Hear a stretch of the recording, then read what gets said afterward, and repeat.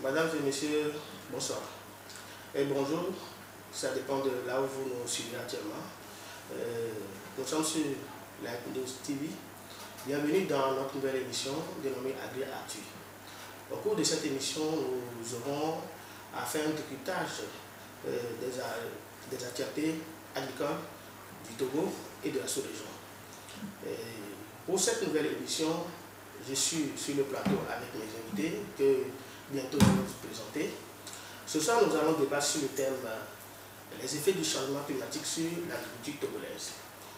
Une fois encore, permettez-moi de souhaiter la bienvenue à mes chers invités. Bienvenue. Merci beaucoup. Je rappelle que je suis ici au studio avec les spécialistes en la matière qui vont nous aider à comprendre effectivement ce que nous avons sur ce thème. Et je vais commencer avec madame. Madame, s'il vous plaît, présentez-vous. Merci, monsieur le présentateur. Merci pour nous, la TV. Et moi, c'est Morsinou Ono. Je suis animatrice de projet. Merci. Merci beaucoup. Monsieur. Merci beaucoup. Moi, je m'appelle Komié Dema Ciblé. Je suis le coordinateur régional maritime de JVE, également chargé de la cuisson propre à JVE au Togo. Merci beaucoup. Je pense que JVE se porte bien. Et de l'autre côté, avec madame, les projets sont bien animés. Oui, et avec nos coopératives. Nos coopératives agricoles vont bien. Oui. Merci beaucoup. Nous rentrons dans le vif du sujet. Monsieur Eden, qu'entendons-nous par changement climatique? Ok, merci beaucoup. D'abord, avant de dire ce que c'est que les changements climatiques, j'aimerais faire un clin d'œil à nos téléspectateurs qui nous regardent actuellement en live. Changement climatique, qu'est-ce que c'est? D'une manière simple, je dirais, c'est les modifications que nous observons aujourd'hui au niveau du climat. Et c'est des modifications qui sont accompagnées de la hausse de la température moyenne au niveau mondial. Et actuellement, nous pouvons voir les effets qui sont visibles. Je ne vais pas en même temps aborder les effets.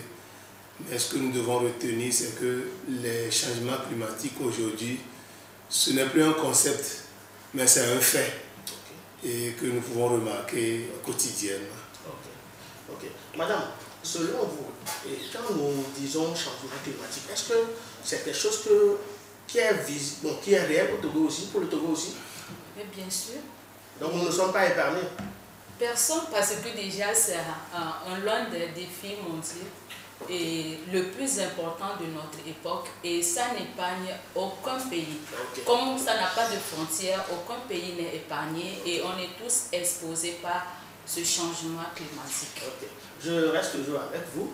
Selon vous, qu'est-ce qui peut être à la cause de ça? Parce que quand nous disons changement climatique, ça voudrait dire qu'au départ, ce n'était pas comme ça. Mais c'est parce qu'il y a des modifications qu'on est en train de remarquer ces dernières décennies. C'est pourquoi le thème revient. Selon vous, qu'est-ce qui peut être la cause? Merci. La cause du changement climatique, d'abord, c'est l'homme. Ça résulte de nos activités humaines. Et l'homme est le centre. Et par rapport à nos utilisations, les combustibles que nous utilisons, et c'est eux qui dégagent les gaz à effet de serre dans l'atmosphère. Et c'est la concentration de ces effets que nous sentons aujourd'hui par l'augmentation excessive de la température. Et c'est à un niveau planétaire. Ok. Donc si je comprends bien, si l'homme étant l'une des causes de ce changement que nous remarquons aujourd'hui, et avec la montée rapide de la population mondiale, c'est un phénomène qui n'est pas appelé à s'arrêter d'un jour à l'autre, ou bien et en même temps, si nous ne prenons pas conscience. Monsieur Assiblé, je suis avec vous. À part l'homme, est-ce qu'il y a autre chose qui peut être à la base, ou bien c'est seulement l'homme? Les causes des changements climatiques, moi je vais les situer. Il y a plusieurs causes, certainement, mais je vais développer deux causes. Il y a la première qui est naturelle. Les causes naturelles, c'est des causes qui résultent de la nature. Et l'homme ne peut rien, parce que c'est les changements au niveau du climat que la nature impose à l'humanité. Et ça, nous n'avons pas le pouvoir de changer quoi que ce soit. Mais la deuxième cause, c'est les causes anthropiques que nous appelons les causes qui résultent des activités humaines. Et nous savons aujourd'hui que la population mondiale, telle que vous venez de le dire, s'augmente au jour le jour. Et quand la population s'augmente, il y a les besoins qui sont nécessaires, les besoins vitaux.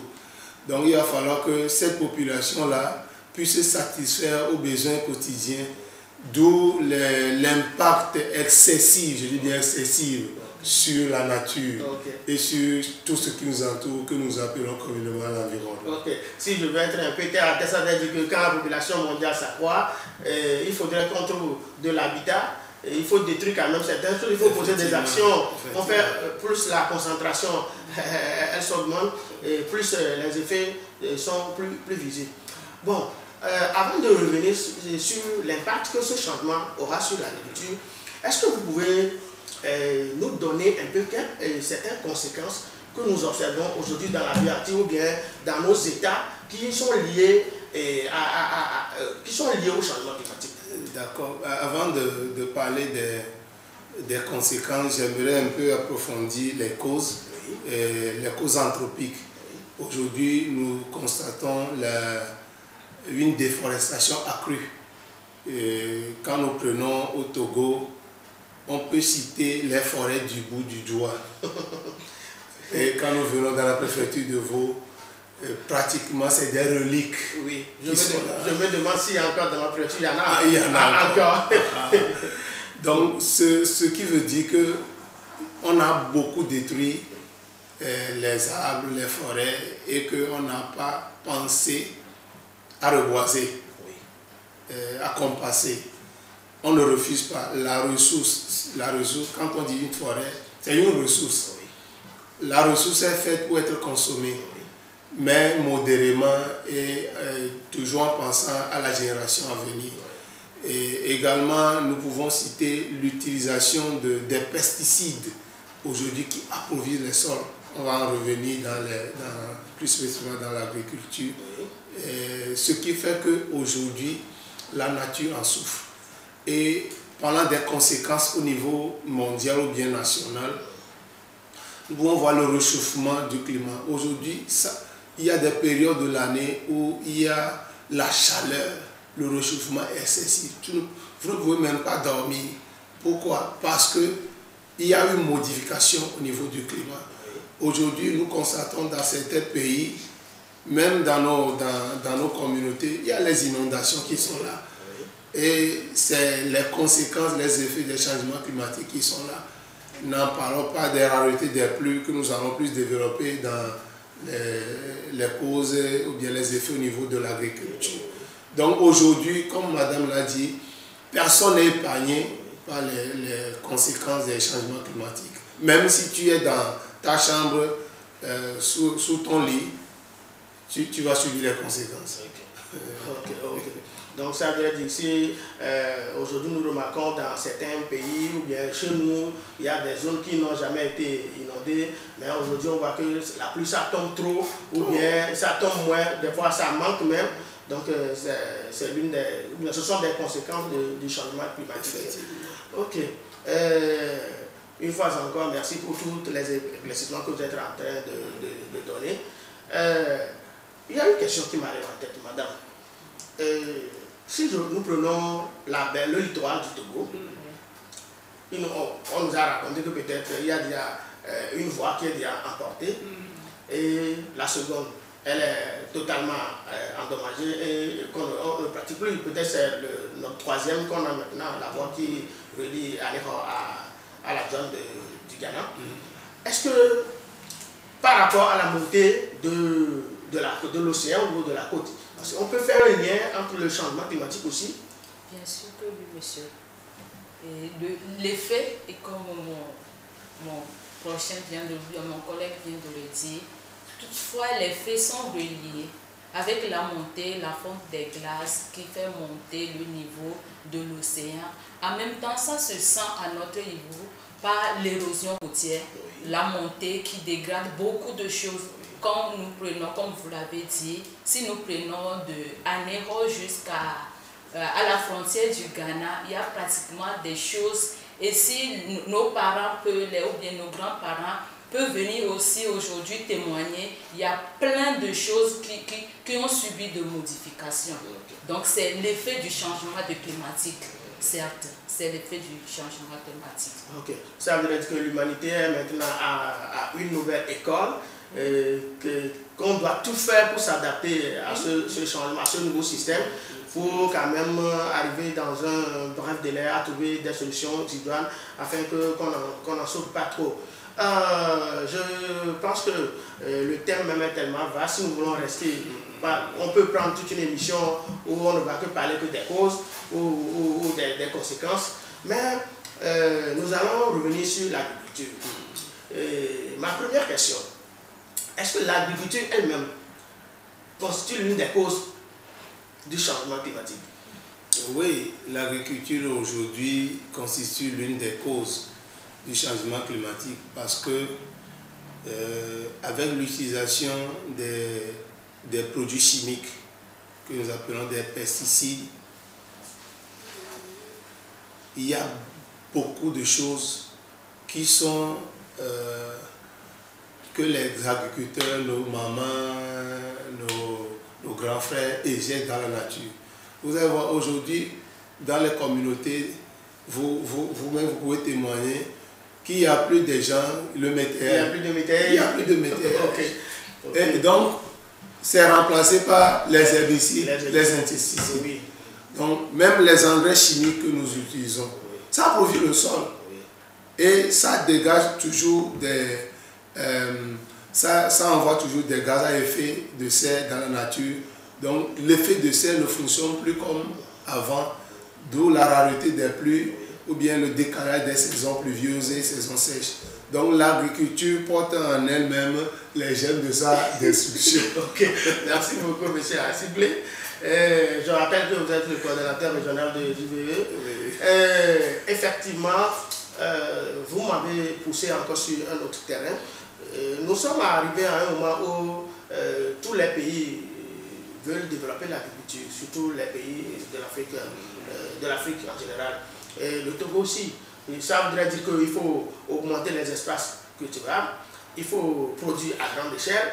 Donc, quand nous voulons agrandir nos espaces, c'est des forêts qui s'en vont. Si nous voulons agrandir aussi les espaces, il faut trouver des métayers. Vous venez de le dire qu'on n'a plus de métayers. Là, il faut trouver des solutions plus rapides. C'est là où l'agriculteur maintenant se tourne vers les produits chimiques. C'est que, comme vous venez de nous le dire, qui ont quand même des effets sur notre environnement. Maintenant, ce changement que nous sommes en train d'observer aujourd'hui, ce changement climatique que nous sommes en train d'observer aujourd'hui, quel est son effet sur notre agriculture, l'agriculture togolaise? Ou bien cela, d'abord, je reprends la question. Est-ce que ce changement-là a des forts effets sur l'agriculture togolaise, madame? Oui ou non? Bien sûr, quand on parle du changement climatique, ça touche pratiquement tous les domaines, agriculture, environnementale, sanitaire, tout ce qui est lié, et ce sont les choses, on dirait, tout un processus. Okay. Et on est lié. Si on cultive bien, je mange bien, je peux rester en bonne santé. Et si j'utilise bien les choses pour cultiver, je maintiens l'équilibre de la biodiversité du sol. Okay. Et en même temps, l'environnement est protégé, ma santé est protégée, les ressources en nous-mêmes sont protégées. Okay. Tout le monde est protégé. Ok. Ça voudrait dire que ce changement-là a vraiment de l'impact sur notre agriculture. Mais ça, c'est bien. Et donnez-nous encore d'éclaircissement sur l'effet que le changement climatique que nous observons, spécialement actuellement au Togo, est en train d'avoir sur notre agriculture. Okay. Nous savons tous que la population togolaise, la grande partie, la majorité est agricole. Et quand nous venons dans nos communautés, nos mamans, nos papas, nous avons été élevés grâce à l'agriculture. C'est le premier métier. C'est le premier métier. Mais aujourd'hui, ce métier est vraiment menacé. Parce que quand nous voyons aujourd'hui l'état de l'agriculture togolaise, c'est un peu déplorable. Quand vous voyez, avant, il y a les saisons. Nous avons chez nous ici une grande saison pluvieuse et une petite saison pluvieuse. Oui. Ainsi qu'une grande saison sèche et une petite saison sèche. Oui. Donc, nos mamans maîtrisaient, les paysans maîtrisaient quand est-ce qu'il faut planter, qu'il faut semer, quand est-ce qu'il faut quand il ne faut pas semer.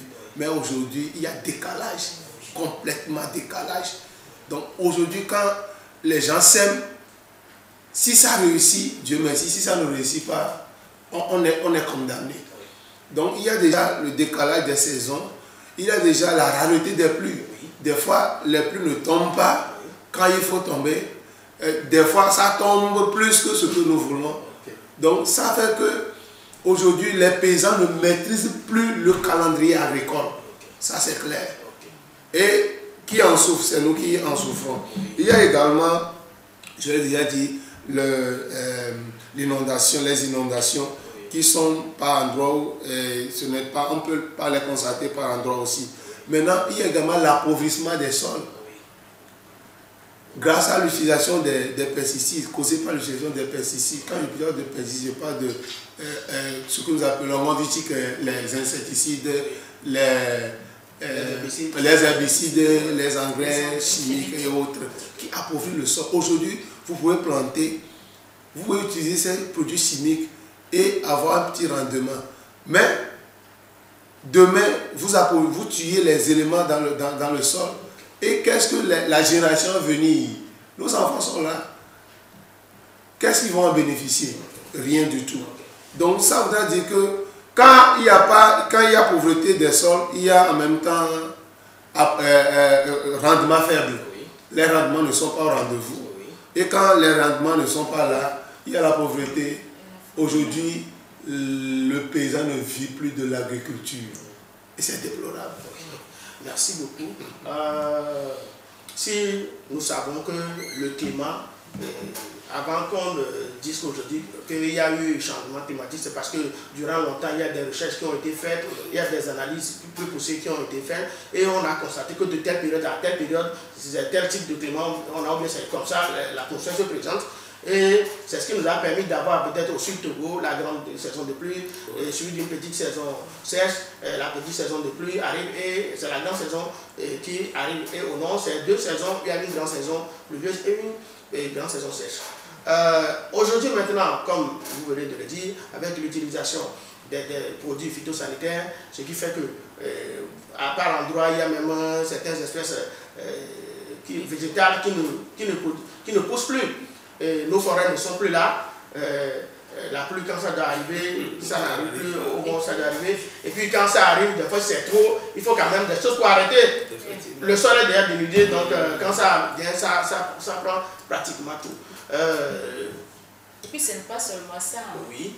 Avec ça, et puis il y a aussi la résistance. Il y a les herbes sauvages qui sont repoussées et que l'agriculteur ou bien le cultivateur n'arrive plus à maîtriser. La prolifération aussi des parasites. Il y a certains insectes, il y a la transition de ces insectes. Parce que quand on utilise et puis on constate, on a la perte de nos semences aussi. Parce qu'avec la sécheresse, les semences sont en voie de disparition.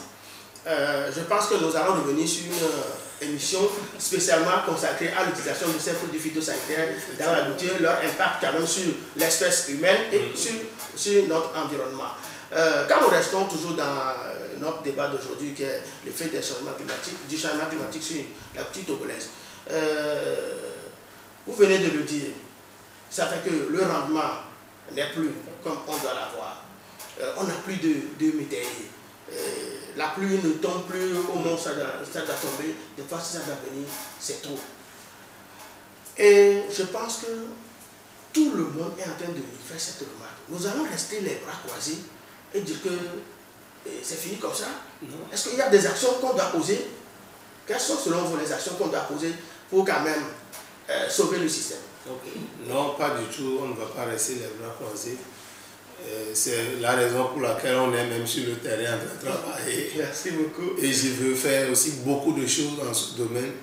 Et aujourd'hui, si nous voulons trouver une solution à tout ce que nous venons de dire, nous devons avoir recours à l'agroécologie.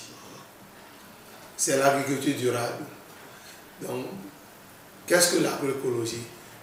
L'agroécologie, d'une manière simple, c'est le modèle d'agriculture que nos grands-parents avaient utilisé. Et ils étaient en bonne santé. Ils avaient plus de 100 ans même. Mais aujourd'hui, avec tout ce que nous consommons, monsieur l'animateur, après 50 ans c'est aussi trop. 40 ans. On accepte que maintenant on n'a que des vieux jeunes. On n'a que des vieux jeunes. Okay. Donc nous devons avoir recours obligatoirement à l'agroécologie. Et c'est le plaidoyer que je veux faire aujourd'hui.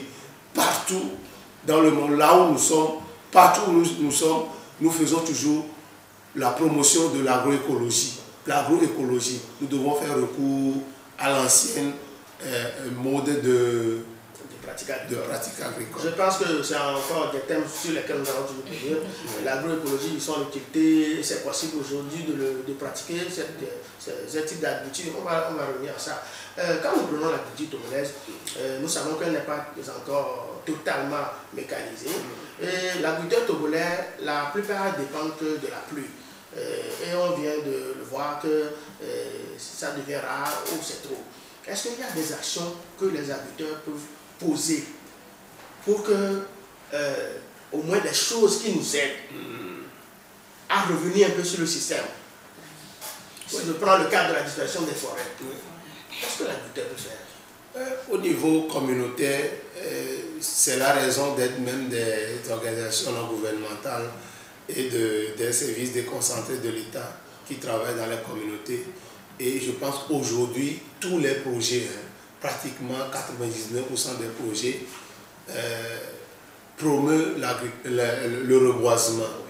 Au moins, il y a une partie qui est consacrée au reboisement. Parce que nous constatons que c'est la déforestation qui est à la base. Donc, pour y remédier, il faut reboiser. Il faut consommer modérément les ressources. Et aussi, à notre niveau, à JVE, qu'est-ce que nous faisons? Nous faisons la promotion de la cuisson propre. Donc, je suis le responsable au niveau du Togo, à l'ONG JVE. Qu'est-ce que la cuisson propre?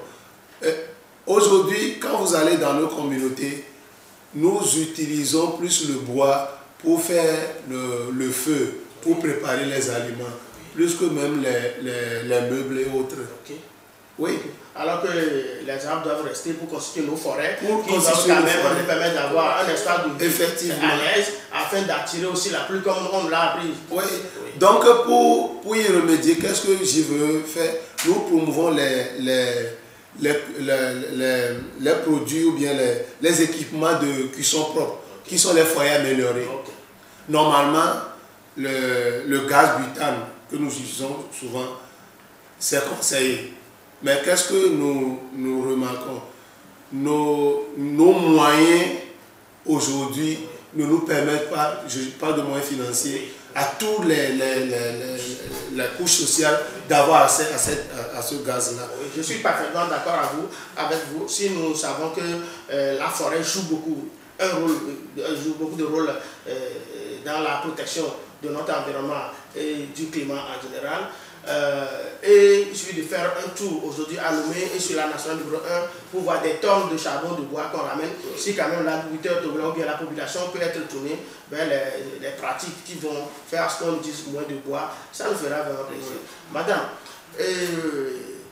le changement est là déjà. Si nous prenons le Sud Togo, on sait que déjà en mars, ça commence. La grande saison, ça commence en mars, ça dit jusqu'à la fin du mois de mars ici dans le Vaud et Yotok, là les gens commencent à faire les premiers semis. Et déjà en août, on commence la petite saison. Mais cette année, par exemple, quand nous prenons dans le Vaud, je pense que la saison n'a commencé que vers mi-septembre.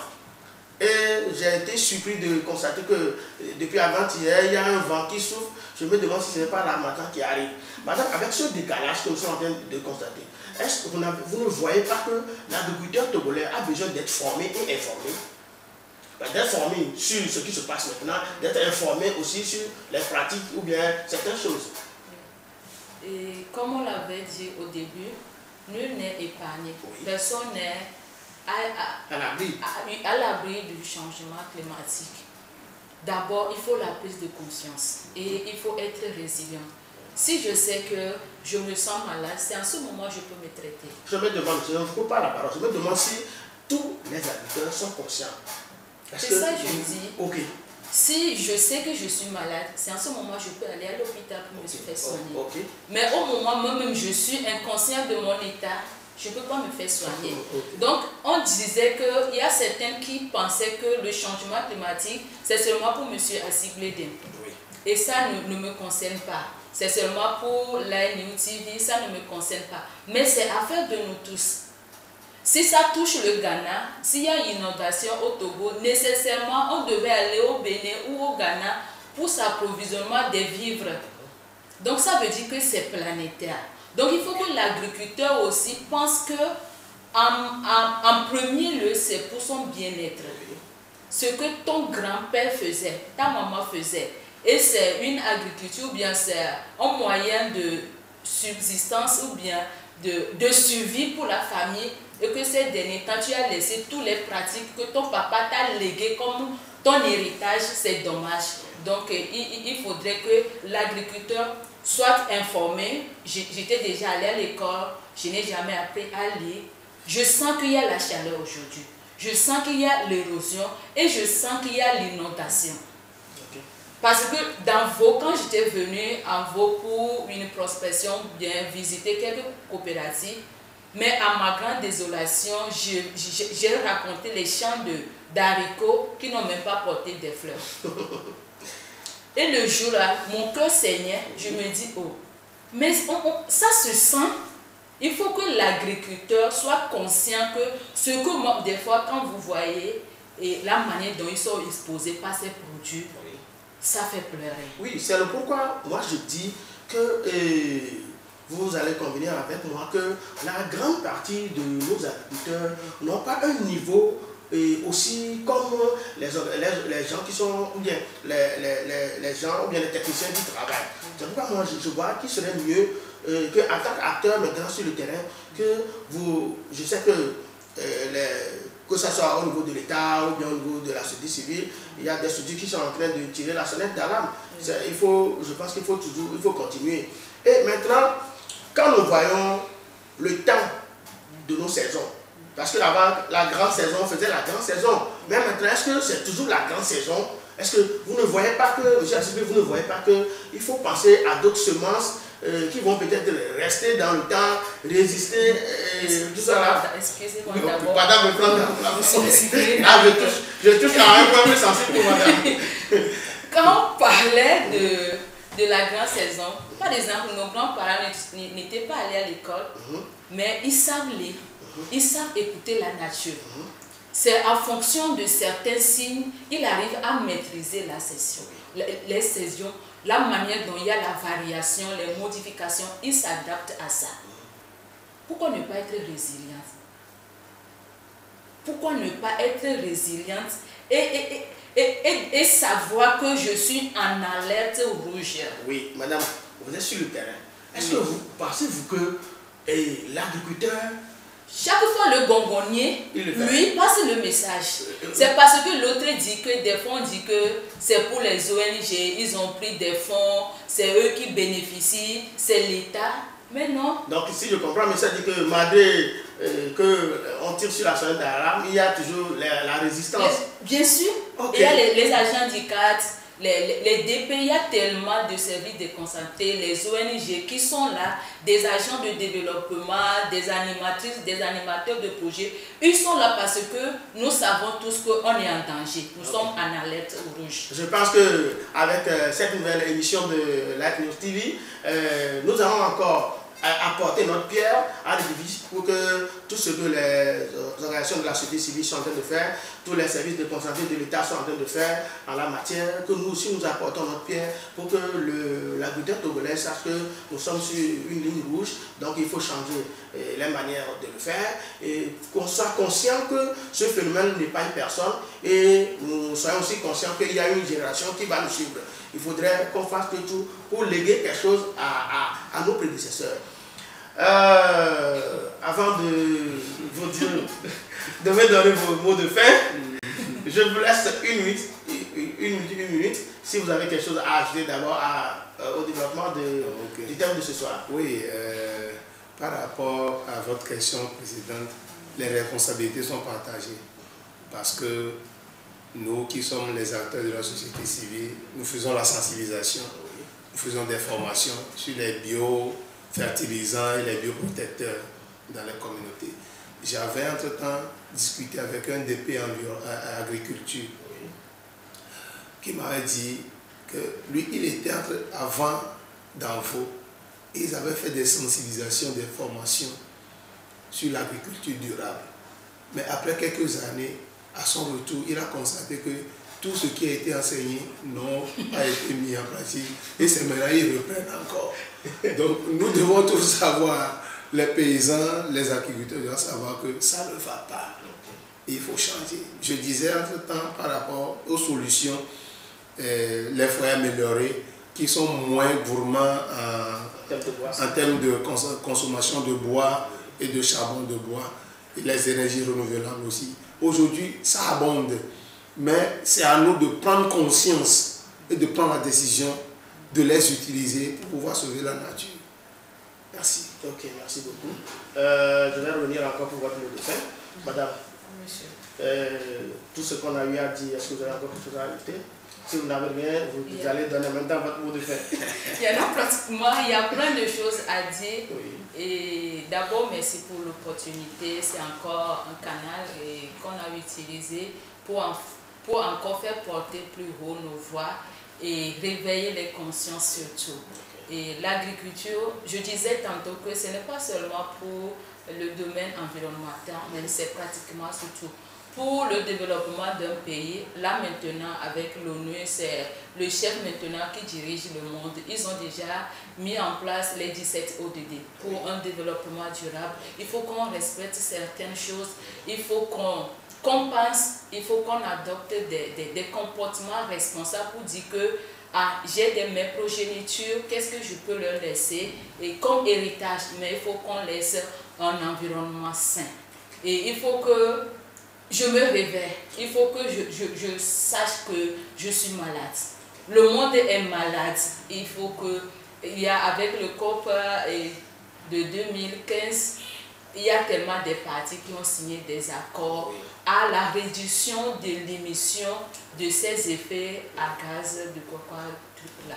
Mais est-ce que tous ces accords sont mis en pratique? Et c'est les pays pauvres qui en souffrent. Et c'est nos mamans qui sont dans les champs les plus reculés. Et la famine, la pauvreté, la disparition de nos semences. Donc d'abord, il faut que moi-même je constate que je suis malade pour me faire soigner. Donc c'est mon mot de fin. Merci beaucoup, madame. Merci. Oui, merci. Je tiens à remercier Light New TV pour ses efforts dans la diffusion des informations pratiques sur l'agriculture et d'autres thèmes. Nous remercions également le directeur pour cette initiative-là. Et à l'endroit des téléspectateurs qui nous suivent, nous sommes en danger. Nous sommes en danger. Il va falloir réagir. Et le changement, c'est maintenant. Et ça doit venir de nous. Mesdames et messieurs, merci de nous avoir accompagnés durant cette nouvelle émission. Et je pense qu'avec tout le développement que nous avons eu durant cette émission, le changement climatique, ce n'est plus quelque chose qu'on ne sent plus, tout le monde le sent, ça n'est pas aucun pays. Et il est temps que nous posons des actes afin d'y remédier. Et chers amis agriculteurs, je pense que c'est notre entreprise, c'est votre entreprise l'agriculture. Il est temps que nous posons des actes qui sauvegarde nos productions. Il est temps quand même que nous professionnalisions, mais tout en se souciant de la nature dans laquelle nous y sommes. Je suis Théo Tossa à la présentation de cette nouvelle émission. Je vous dis merci et à la prochaine.